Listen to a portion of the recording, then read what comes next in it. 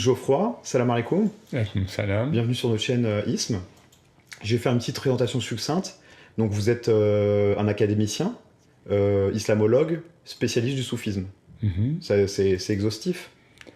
Oui, mais pratiquant du soufisme. Non, mais voilà, c'est ça. C'est important aussi de le préciser, c'est vrai, vous êtes vous-même disciple d'une voie. Oui. C'est ça. Oui. Une voie alaouia qui est rattachée, donc, qui fait partie de la famille des Tariqa Chazoulia. Voilà, tout à fait. Ouais. Oui, de la grande famille spirituelle des Chazili. Mais en fait, la vraie famille du soufisme, c'est la famille mohammedienne. En fait. Allah, bien sûr. Bien sûr. Et en fait, je pense que c'est important de le préciser parce que donc vous êtes de la Alaouia, cette chaîne est raffiliée à la Tariqa Boutchicha, et ce qui nous lie justement, c'est notre racine commune qui est la Chazoulia. Et justement, le thème que l'on va aborder aujourd'hui va passer quand même à travers le spectre et les particularités aussi à un certain niveau qui sont propres à la Chazoulia. Oui. De fait. Ouais, de fait. Donc, c'est important de poser ce cadre-là. Et surtout dans un cadre maghrébin au sens large. Exact. Maghreb, ouais. Exact. Et donc, justement, le sujet du jour, c'est la poésie dans le soufisme, la poésie spirituelle. Mais avant d'en arriver directement au soufisme, on va d'abord essayer d'appréhender le sujet de la poésie sous l'angle de l'islam. Donc, quelle est la place de la poésie dans l'islam ? Alors, on croit souvent que l'islam naissant et que le Coran sont hostiles à la poésie. Et en fait, c'est beaucoup plus nuancé que ça, complexe et nuancé que ça. De fait, dans le Coran, il n'y a que dans la sourate 26, les 3 derniers versets qui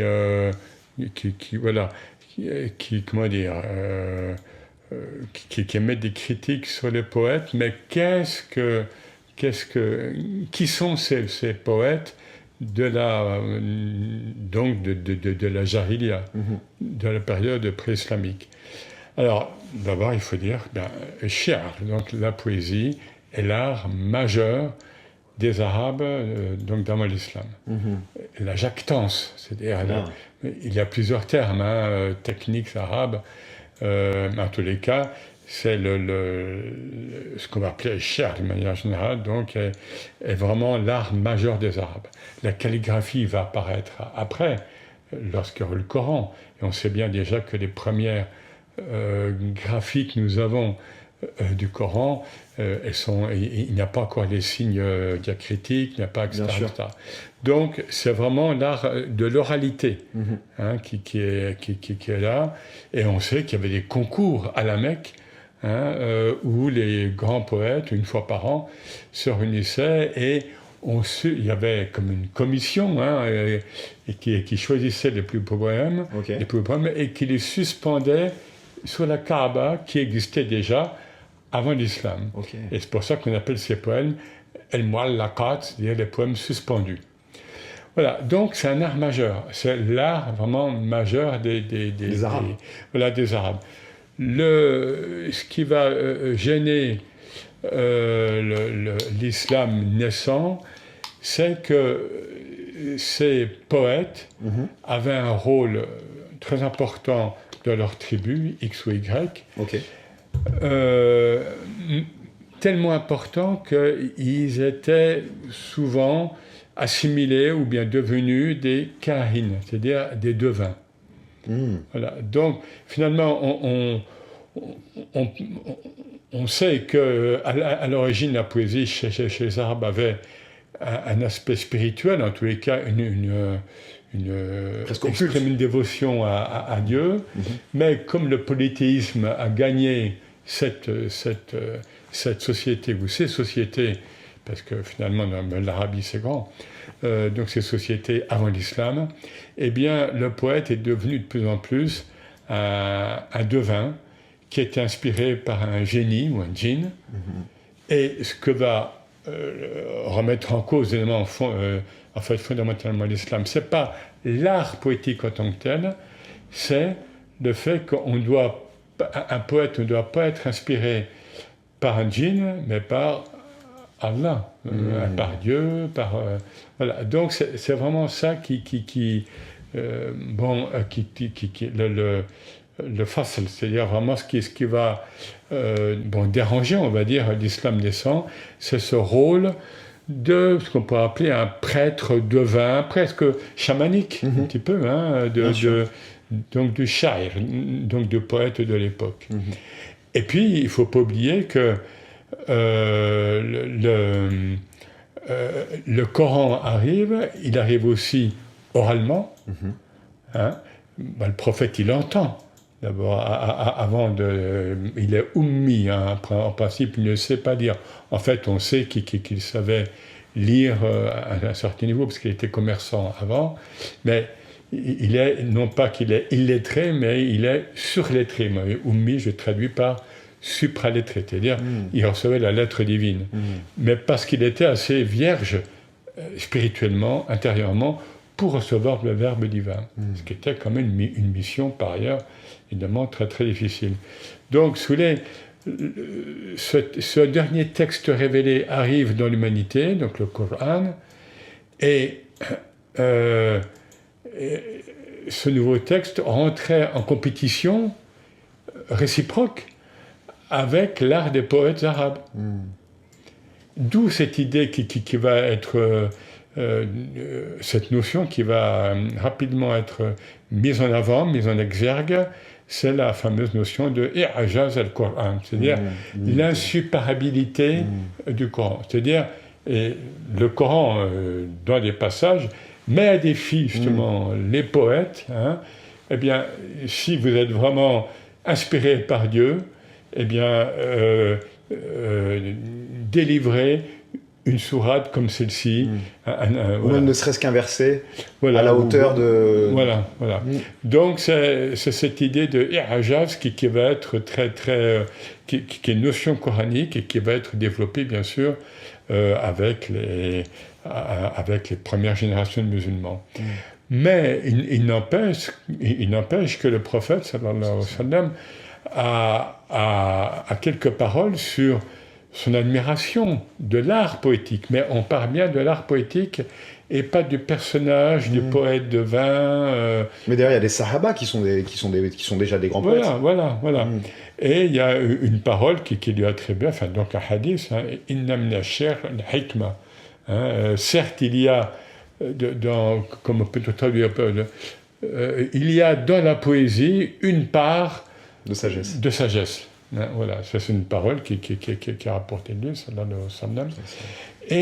Et il a lui-même à des poètes attitrés. Hein, parce qu'il fallait aussi qu'il soit mis en valeur. Ce n'est pas lui qui se met en valeur, mais c'était Allah ta'ala qui lui demandait que tout doit apparaître dans... Et donc par exemple, on a un épisode connu, si je puis dire, dans la Sierra, donc de la vie du prophète, c'est quand il y avait donc un poète pré-islamique, Ka'ab ibn Zuhair, qui au début a fait de hija, a fait de la satire du prophète.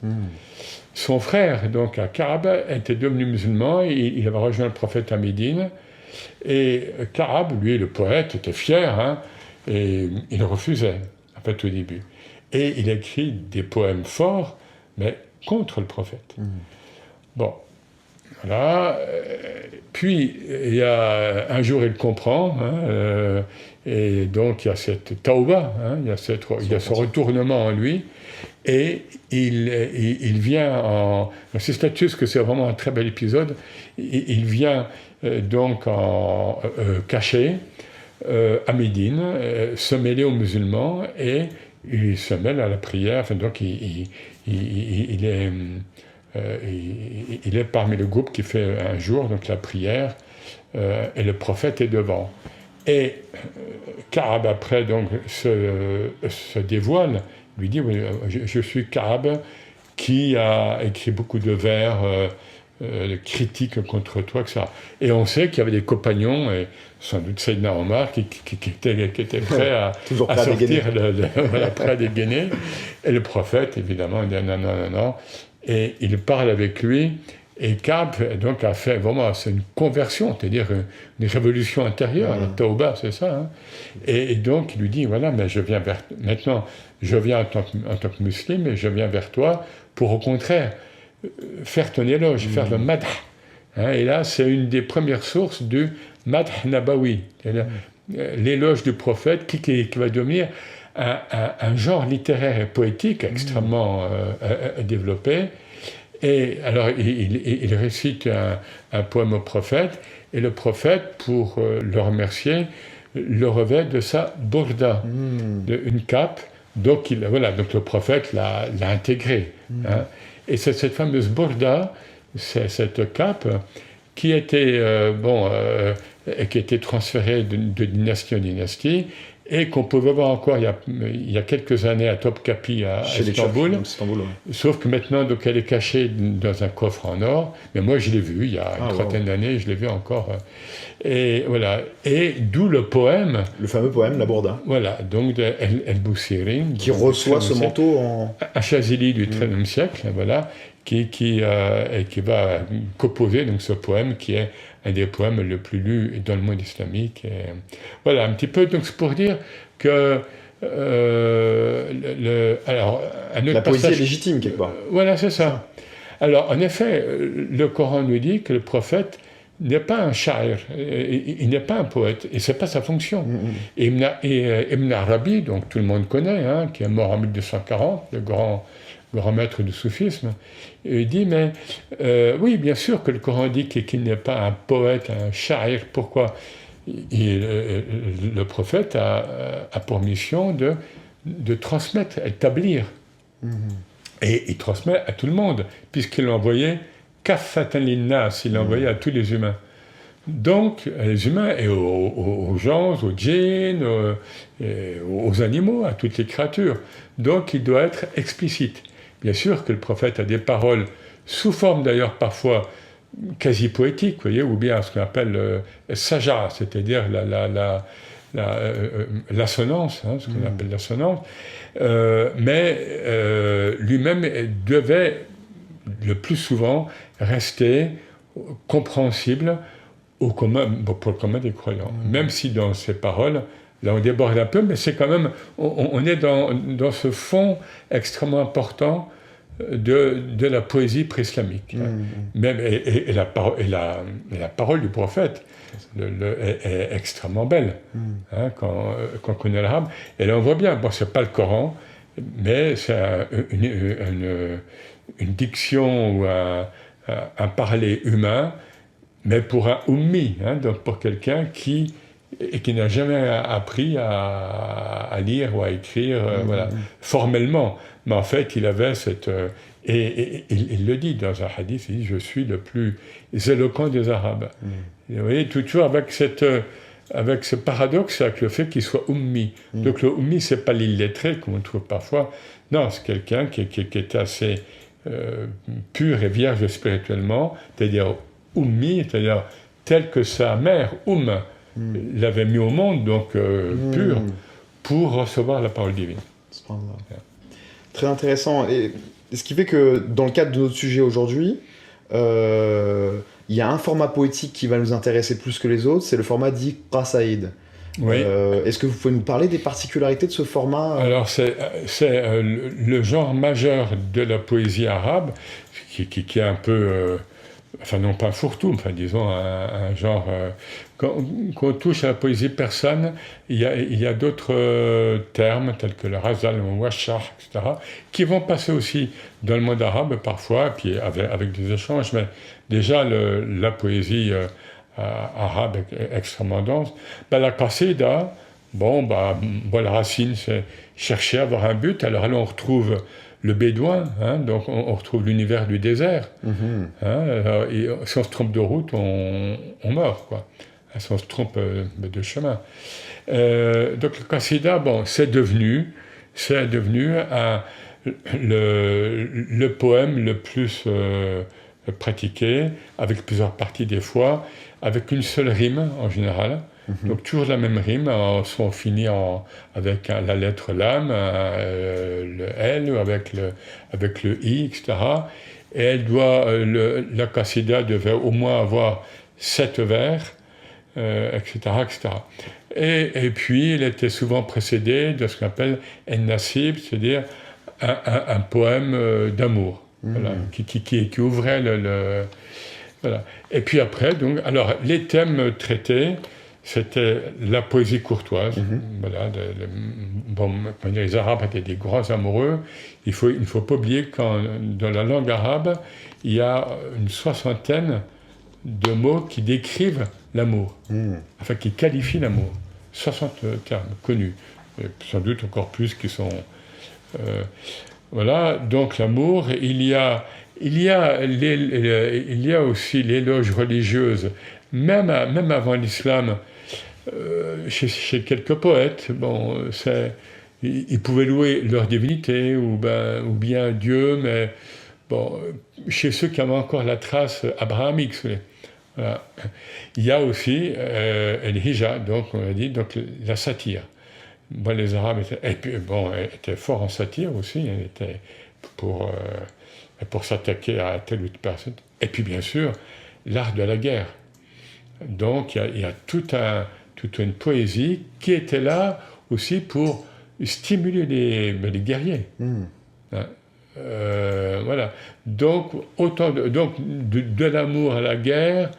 Alors, qu'on parle de l'amour, c'est aussi, alors évidemment, tout l'amour du lieu.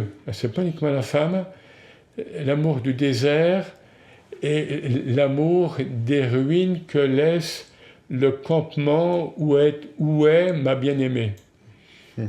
Donc, El-Atla, là, il y a un terme qu'on trouve souvent. Qui est la fameuse chanson de cette grande chanteuse égyptienne dont j'ai oublié le nom. Oui, El-Atla. Voilà.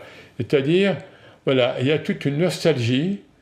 Le poète veut dire, voilà, ma bien-aimée, elle était donc de telle tribu, elle était dans ce campement-là, de telle région, mais voilà, elle est partie, tout est parti. Voilà, donc il y a aussi cette nostalgie très forte chez eux, et donc qui est à la fois liée à la personne, bien sûr, à la belle, à la belle, et au lieu aussi, parce que c'était des gens qui étaient... bon, même si c'est de loin, on peut se dire, oui, mais le désert, ça ressemble au désert. Eh ben non. Pour ceux qui connaissent un peu le désert, non, chaque parcelle de désert a des caractéristiques, etc. Et eux, ils connaissaient ça très bien. Dans la poésie, il faut aussi introduire, pré-islamique, il faut introduire tout le champ sémantique, le vocabulaire lié au règne animalier. Il y a quand même 500 mots environ pour décrire le chameau, 300 pour le lion, etc. Donc, il y a un vocabulaire énorme de la poésie pré-islamique. Donc, il ne faut pas voir ces gens-là comme des gens frustes. Vous voyez, voilà. Bon, on passe parce que ce n'est pas notre sujet fondamental, mais il faut voir qu'on parle de Jahiliya, on dit époque de l'ignorance. C'est pas aussi simple que ça. D'abord, comment le Coran pouvait-il descendre chez des gens qui auraient été complètement ignares? Oui, qui n'auraient pas eu la capacité de l'apprécier, bien sûr. Non, parce qu'il fallait... le Coran, tout le monde le sait, même les arabisants, c'est pas facile. C'est un texte très allusif, très ramassé, etc. Donc, voilà, il n'y avait pas que des poètes lettrés, quand même, il fallait que ce texte soit assimilé par ces Arabes qui devaient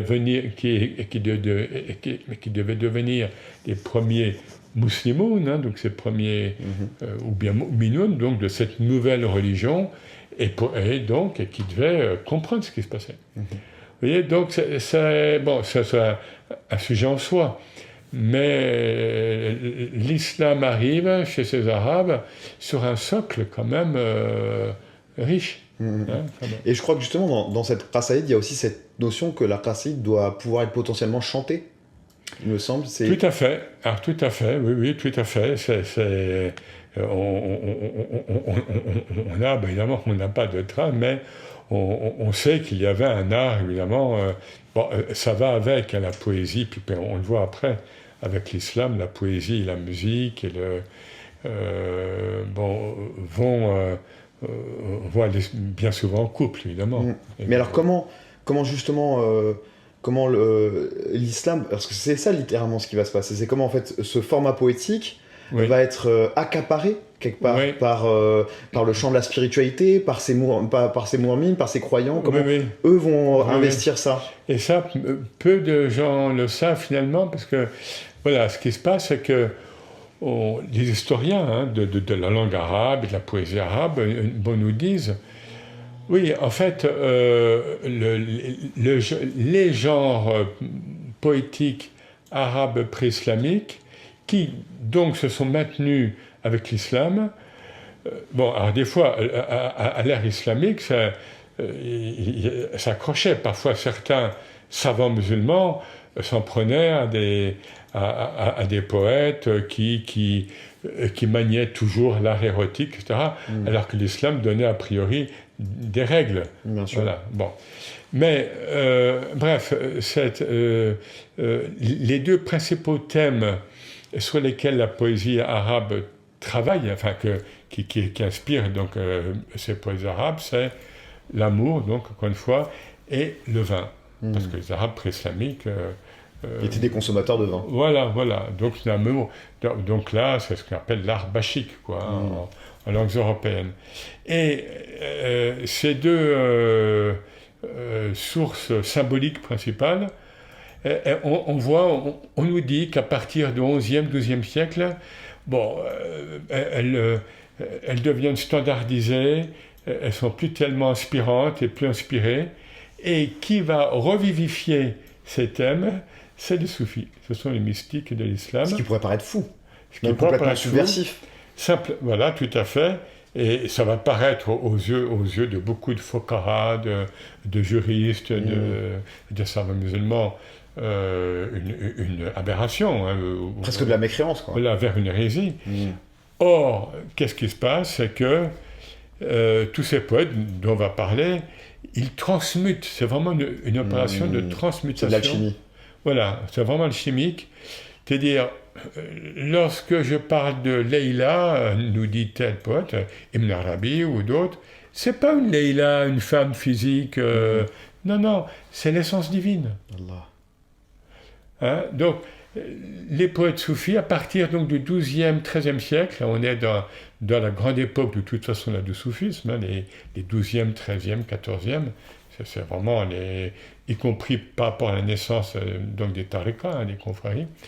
Voilà, donc ils transmutent vraiment. Et par exemple, ils nous disent nous ne pouvons pas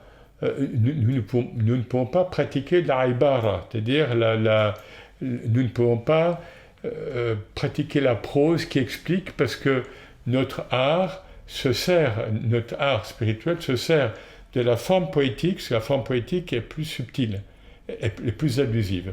C'est le domaine de l'ishara. L'allusion. Voilà, donc l'allusion.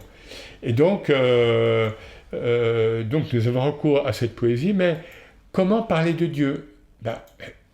Comme le dit Ibn Arabi, ce qui évoque le plus la beauté de Dieu dans le monde créé, c'est la femme. Voilà. Et ça ne va pas contre même l'islam exotérique, parce que il y avait aussi une poésie courtoise à l'époque abbasside, à la cour abbasside, etc. Même tout simplement l'image des houris, en fait. Oui. Qui sont une manière de représenter les délices du paradis. Voilà, tout à fait. Donc, voilà, donc ce qui va s'instaurer, donc assez rapidement avec ce poète, c'est on ne peut pas définir l'essence divine, qui est quelque chose de très subtil, mais on peut l'approcher en mode humain par des prénoms féminins. Le prénom féminin le plus reconnu, le plus j'allais presque dire adulé, mais ça ne va pas. Voilà, le plus choyé, c'est Leïla. Parce que Leïla, c'est la nocturne, mais c'est aussi le début de l'ivresse. Leïla a plusieurs sens, quoi. Il y a d'autres, Maya, Hind, etc. Voilà, donc ces poètes soufis vont transmuter donc l'art courtois, voire l'art érotique, et le vin. Et donc, on a dans tous ces poèmes, très souvent, le khamr, ou bien ce qui était appelé déjà à l'époque pré-islamique et puis au début de l'islam, les khamriyat, donc les poètes, les poèmes qui ont trait à l'art du vin, et ça va être repris dans des poèmes, chez le Cheikh Alaoui ou chez... voilà. Alors, qui sont ces poètes maintenant? En effet. Voilà. Donc, c'est principalement...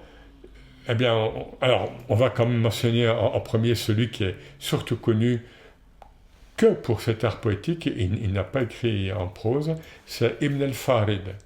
Ibn al-Farid, qui est mort en 1235 au Caire, donc il vivait au Caire, il est d'origine syrienne, mais en fait il a vécu au Caire, et qui a écrit des poèmes qui sont très, très ciselés, un arabe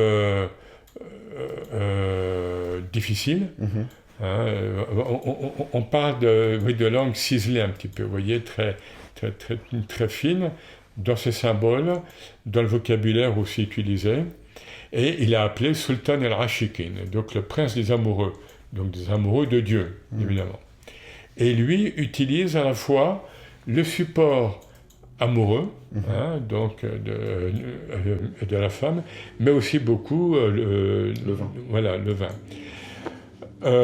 Si ce n'est que c'était quelqu'un qui était complètement sobre, qui vivait son petit-fils nous a décrit un peu, c'est lui qui a édité entre guillemets ses poèmes, et son petit-fils nous dit que son grand-père, Omar ibn al-Farid, pouvait rester des jours en wajd, en fait en état d'extase, et sans manger, voilà.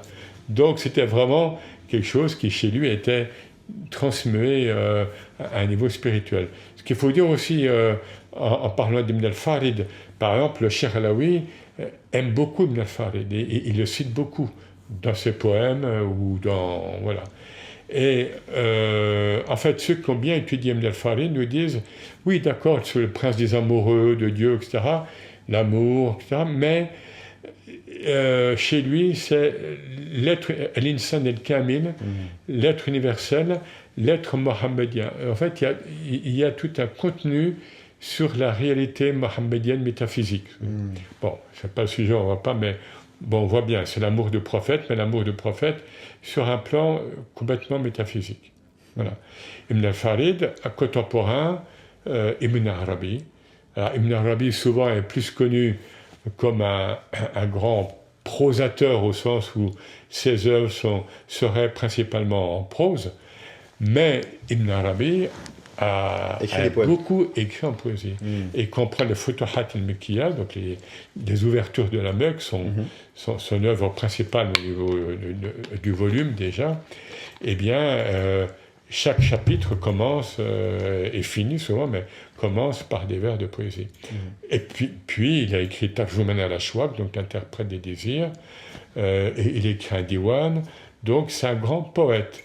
Et il va très loin. Et on nous dit que donc, durant une période, il était à Alep. Des juristes donc d'Alep lui disent, mais il le prennent à partie sur son recueil de poèmes Tarjuman al-Ashwaq, l'interprète des désirs, qui était traduit en français par Maurice Gloton. Et ils lui disent, mais là, attends, c'est vraiment très descriptif, tu nous parles de Hind, tu nous parles parce que, en fait, Ibn Arabi avait une très grande culture de la civilisation arabe pré-islamique aussi. Bon, c'est quelqu'un qui avait, voilà, c'est une très grande ouverture à tout point de vue.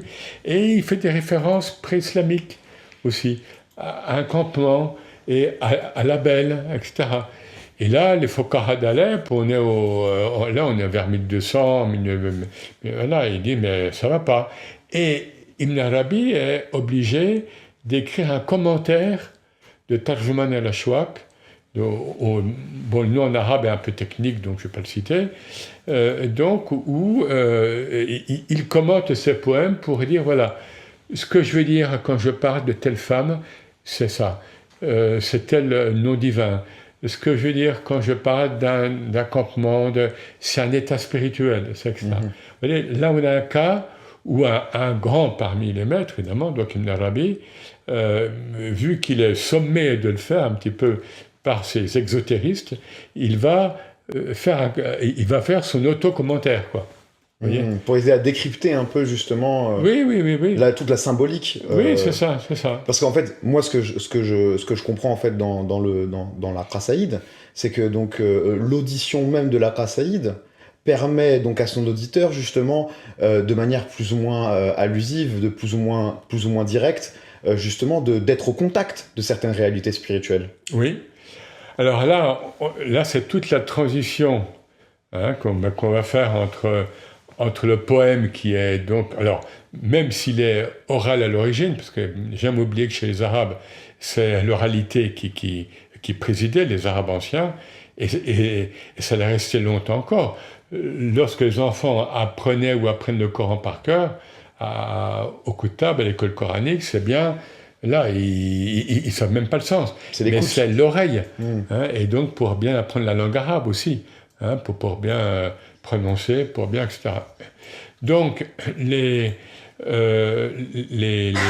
comment dire, la musique, enfin, le chant va être introduit par les confréries naissantes, par les milieux soufis, mais surtout qui deviennent de plus en plus en mode confrérique, donc les fameuses tariqas, qui naissent à la même époque que les grands poètes tels que Ibn Arabi, Ibn al-Farid, Rumi en langue persane à peu près donc au XIIIe siècle. Il ne faut pas oublier aussi les Andalous, Shoshtari, qui est donc du XIIIe siècle, un grand poète qui écrit en mi-dialecte andalou et mi-fusha, enfin, on peut dire l'arabe littéraire, et d'autres. Et donc, les confréries naissent en même temps, et ces confréries développent tout un rituel, développent les séances de zikr au sens large, qui vont englober le sama, parce qu'en fait, il faut voir que le sama est conçu, et les textes anciens le disent, comme étant englobé dans le zikr. Alors, le zikr, il faut rappeler, le zikr, c'est un terme clé, coranique, dans le hadith, dans la parole du prophète, et en milieu soufi. C'est à la fois le souvenir de Dieu, qui vient du pacte primordial. Donc, nous avons entendu, on est toujours dans le sama, donc l'audition, c'est le verset 772, nous avons entendu la parole divine avant d'être incarnés dans ce monde, et ce que le soufi cherche à retrouver ici-bas, c'est cette musique divine.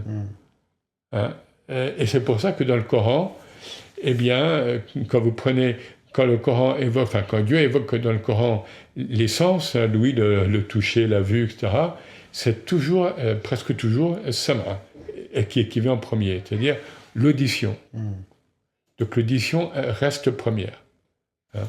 Et donc, voilà, donc le monde confrérique, va développer donc tous ces rituels avec le zikr tel qu'on le connaît, avec la hadra, sur le souffle, etc., pour atteindre les états spirituels. Mais donc le zikr va englober, va enchasser, si je puis dire, le sama, qui, lui, va partir de poèmes à l'éloge du prophète. C'est très souvent une séance de zikr de tel ou tel tariqa, avec des variantes, mais commence par des poèmes d'éloge du prophète. On reste en mode humain, mais on va s'élever, puisque le prophète est le modèle de l'insan el-kamil, l'être humain accompli. Donc, nous essayons, nous, de faire, d'être pénétrés par cet être mohammedien qui nous habite, en fait. Hein. Et donc on commence en mode sobre, on va dire, quoi. Hein. Et puis vont s'introduire d'autres poèmes, justement, des poèmes, donc après ceux sur l'âge du prophète, on va procéder par degrés pour entrer dans un wajd, hein, dans un état d'extase, ou en stase, on dit parfois en stase, ça reste intérieur, ou ce qu'on peut appeler un hal, donc un état spirituel. Et donc les ahwal au pluriel. Et donc là, on voit cette alchimie, hein, entre le texte écrit à la base, donc le poème, que souvent les gens connaissent par cœur, et dans les tariqas, mais ça se passe aussi des fois dans des lieux publics, hein, dans des mosquées. Hein, c'était pas uniquement en milieu soufi restreint. Eh bien, donc on a les musammi'oun. On a donc les spécialistes, ceux qui ont une belle voix, ceux qui ont été formés à la musique spirituelle, etc., etc. Et les gens écoutent, et on a des témoignages de grands ulama connus qui, pris par le wajd, hein, lorsqu'ils écoutent les poèmes, parce qu'ils comprennent ces poèmes qui sont parfois durs, hein, eh bien, on dit qu'ils lançaient leur turban, par exemple, en l'air. Donc, des grands lamas, je parle. Hein, on cite le Baqillani, qui était un théologien, etc. Voilà. Et donc, ce sama va être... alors, le sama, étymologiquement, c'est l'audition. Hein, c'est l'audition spirituelle. C'est-à-dire, c'est pas... Comment dire? Ce n'est pas quelque chose qui va devenir... Par exemple, chez les Mevlevi turcs, eux ils disent le sema, hein, qui va, à partir du XVIIe siècle, retrouve, bon, là, il va y avoir un orchestre Mevlevi, voilà, avec les derviches tourneurs. Voilà. Le sama, de manière plus générale, voilà, donc, et en langue arabe, c'est l'audition spirituelle. Et c'est très important au sens où un être éveillé, spirituellement, il peut entendre un bruit apparemment quelconque, et ça va provoquer chez lui un éveil. On cite justement le cas de Rumi, qui, lorsqu'il allait au marché de Konya, il entendait les dynandiers, hein, qui frappaient le cuivre avec des rythmes, ou bien il entendait tel vendeur qui parlait en langue locale, et lui transmettait ça en langue persane, et ça évoquait chez lui un sens spirituel. Vous voyez? Donc, ou bien, voilà, on peut dire que chez l'être éveillé, le bruit du vent, l'eau qui court dans le torrent, tout est voilà, tout est éveil. Hein, tout est éveil. Et c'est dans le Coran, dans ce verset, une partie du verset 17-44, soit 17, verset 44, wa in min shay'in illa yusabbihu bihamdihi. Donc il n'y a rien qui ne célèbre ses louanges, donc les louanges de Dieu, walakin la tafkahun tasbihahum. Mais vous ne comprenez pas, vous humains, mais vous ne saisissez pas, vous ne percevez pas cette louange divine. Et seuls les êtres éveillés, justement, comprennent. Et à l'inverse, donc pour revenir au sama, vous pouvez faire écouter la plus belle musique, le plus beau poème à un être grossier au niveau spirituel.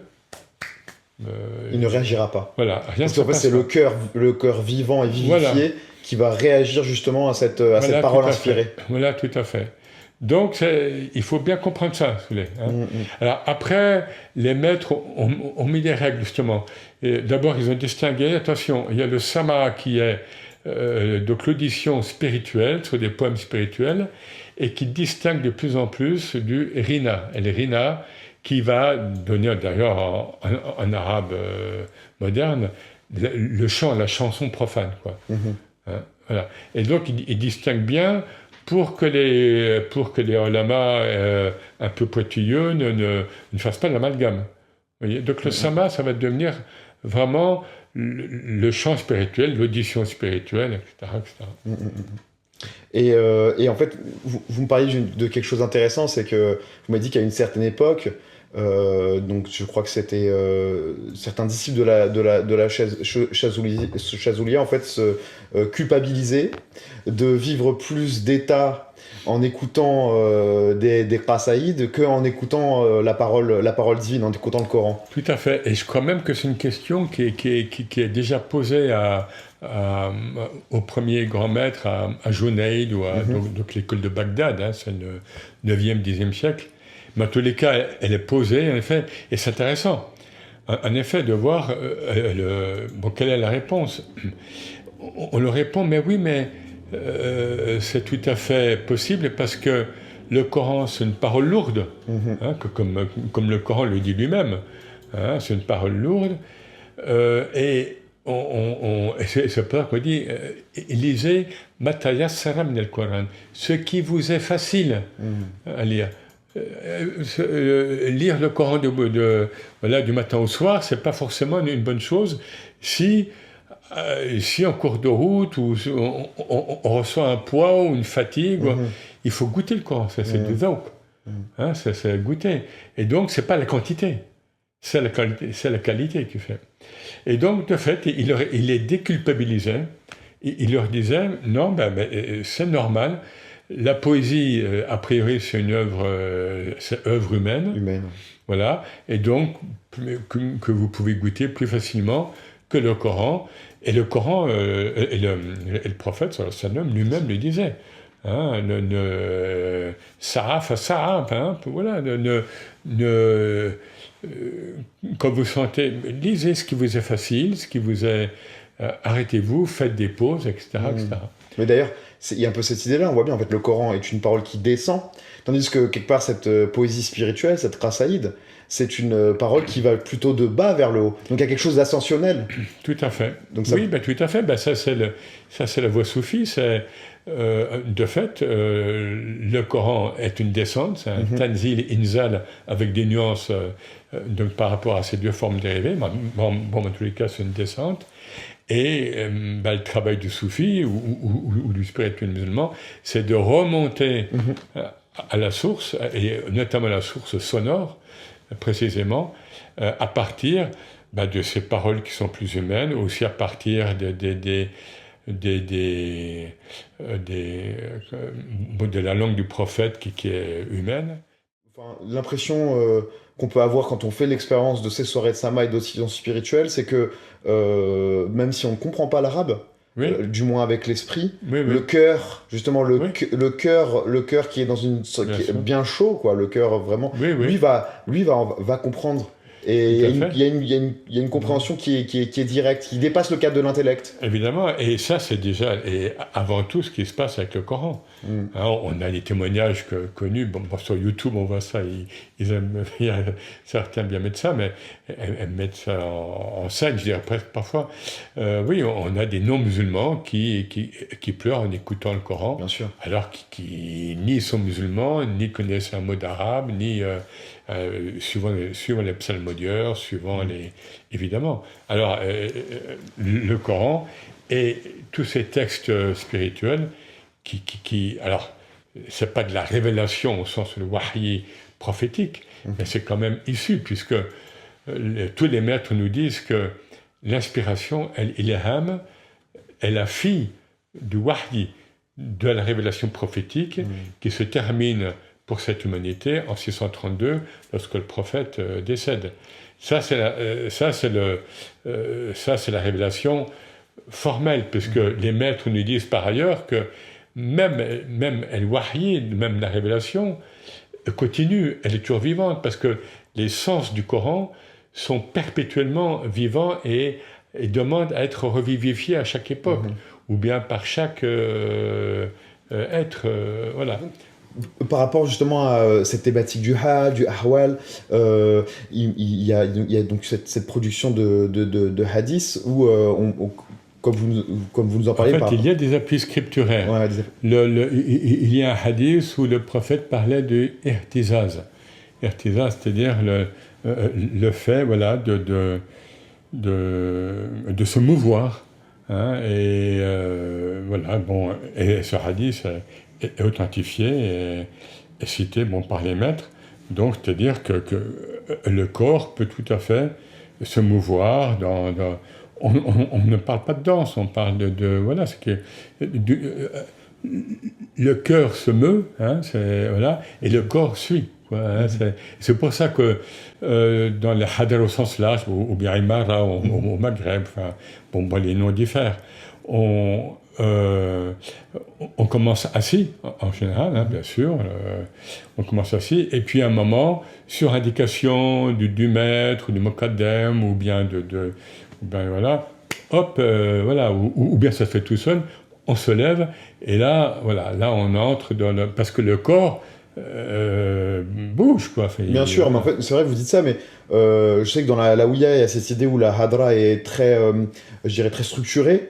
Dans la Bouchichia, c'est vraiment quelque chose de spontané qui vient, à un moment, en fait, l'énergie spirituelle vient saisir le cœur de plusieurs disciples, et en fait, on sent en fait une vague énergétique presque, je dirais, monter.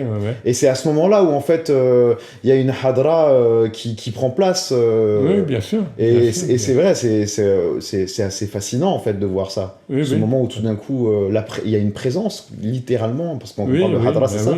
C'est une présence qui vient envahir les cœurs, quoi. Alors la hadra, en fait, puisque le terme hadra, c'est la présence. En fait, c'est pas la présence divine, parce que Dieu est partout. C'est Hadarat al-Rasoul. C'est le prophète est au milieu. Hein, lorsqu'il y a une halqa, de zikr, un cercle, ou bien plusieurs cercles, hein, ou voilà, enfin un peu. En fait, la hadara, c'est la présence du prophète. Allah. C'est intéressant que vous dites ça, parce que c'est la présence du prophète, et justement, en fait, on voit bien souvent, en tout cas, bon, moi je parle de ce que je connais, nous quand on fait la hadra à Madar et que tout le monde se lève, c'est le shir, donc à savoir cet héritier muhammadien, qui tout d'un coup, lui, est au milieu. Et donc c'est ça, en fait, cette présence, elle est liée aussi à la présence même de l'héritier. De toute façon, tout cher authentique est un représentant du prophète. Donc... c'est ça. Voilà, donc ça peut être le cher lui-même, ou comme je disais, un représentant, un mokaddem, ou un... Oui, il y a une présence zahir, une présence extérieure, et en fait, sur le plan, le plan de l'invisible, il y a cette idée de présence muhammadienne qui tout d'un coup vient enflammer les cœurs, en fait. Bien sûr. Et puis donc un argument encore scripturaire, c'est cette... ça s'authentifiait, donc c'est Ja'far qui est un des frères de l'imam Ali et qui parle avec le prophète, et le prophète lui dit « Tu me ressembles physiquement ». Et Ja'far saute danse de joie, on dit, et devant le prophète. Hein. Et donc, souvent, donc, chez les soufis qui écrivent face aux salafistes de l'époque, etc., pour défendre voilà, enfin, ce côté danse spirituelle, il dit, ben voilà, Ja'far a dansé devant le prophète. On a un hadith qui fait écho d'une sorte de imara, en fait. Oui, tout à fait. Ouais. Puisqu'on voit, de toute façon, on voit bien, le hal peut être enclenché par une kassaïd, mais peut être enclenché, comme vous dites, juste par une parole, un son. Donc en plus, quand tout d'un coup, la meilleure des créatures vous envoie un écho, votre cœur fond, et à ce moment-là, le cœur ne peut que rentrer dans cet état d'exaltation. Voilà, tout à fait. Non, mais de toute façon, c'est une des beautés du soufisme, c'est que c'est vivant, et c'est que l'expression amoureuse, elle est corporelle, elle est... Et Soufi Ibn al-Waqt, le Soufi, le fils de l'instant. Allah. Et il ne faut pas louper l'instant, si je puis dire, et qu'on soit seul, ou qu'on soit dans un groupe, ou avec le cher ou pas, etc. Le Waqt, il est là, l'instant divin, il est là. Ou bien l'instant de présence du prophète, sallallahu alayhi wa sallam, etc. Ou bien on peut être relié à tel ou tel saint du passé. Ils sont là. Et donc, il faut être disponible, je dirais. C'est ça. Et ça, c'est la vitalité. Je pense de toute voie initiatique authentique. Mais le soufisme, là, oui, est très vivant de ce point de vue-là. Là, j'étais en Turquie il n'y a pas longtemps, bon, puis on le sait, hein, un des noms divins qu'ils invoquent beaucoup dans le milieu soufi turc, il y a Hay, il y a Hayy, donc, vivant. Beaucoup dans le soufisme turc. On le trouve ailleurs aussi. Il est invoqué aussi ailleurs, mais on le trouve presque partout dans le soufisme turc. Et donc, c'est cette omniprésence, omni, je dirais presque aussi énergie, du divin qui est là, et qu'on appelle, bien sûr. Voilà. Et c'est donc ça qui irrigue ces fameuses soirées de Sama. Et oui, bien sûr. Bien sûr. C'est ce vivant, en fait. Bien sûr. C'est la vie. Oui, c'est cette spontanéité. C'est pour ça qu'on dit, ça les mecs l'écrivent des fois, lorsqu'ils décrivent Mais moi, je l'ai vu, il y avait un Mokaddem Alaoui à Paris, il avait 90 ans. On était un petit groupe, c'était suite à un séminaire sur le Coran. Je ne sais pas, une quinzaine, on n'était pas nombreux. Et cet homme qui, à l'ordinaire, pouvait à peine marcher, hop, il a démarré sur un hadara. Il était complètement comme un jeune homme. Donc c'est cette force, c'est cette vitalité. L'élan amoureux qui... Voilà. Voilà, et ça, et tant qu'il y a cette vitalité, on peut dire que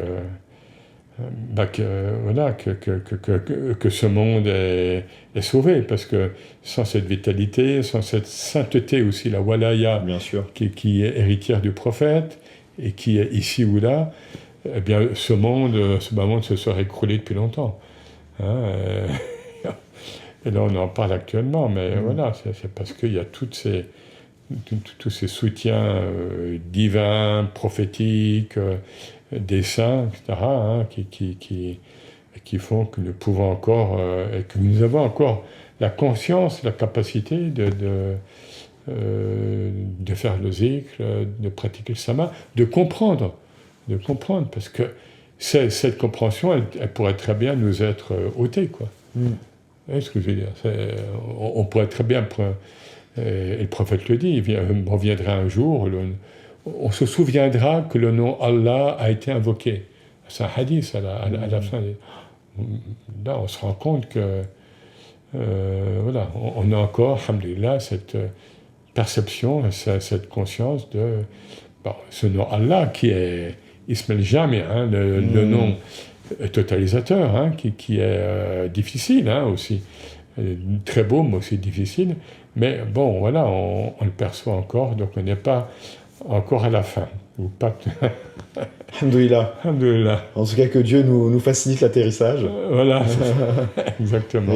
Merci Sidi Eric Younous Geoffroy. Merci à vous. Pour cette contribution. C'était un plaisir. Salam alaikum.